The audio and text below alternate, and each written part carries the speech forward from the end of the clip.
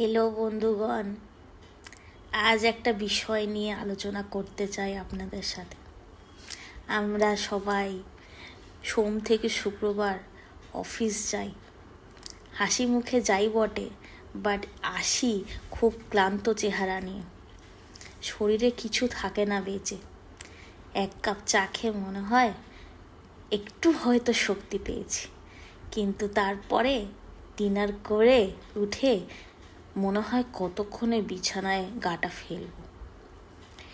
যখন সোফায় হেলান দিয়ে বসে টিভি দেখি, টিভি দেখতে দেখতে ভাবি না এবার ঘুমোতে যাওয়া উচিত।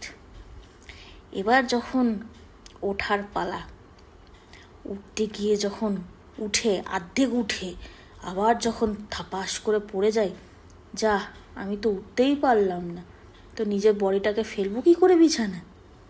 এটা বিশাল বড় প্রশ্ন। এটাও একটা খাটনি।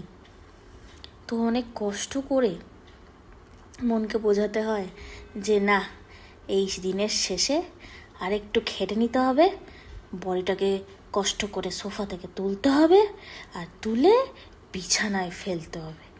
তারপরে আপনি আর এই পৃথিবীতে নেই, আপনি অন্য জগতে, তারার জগতে।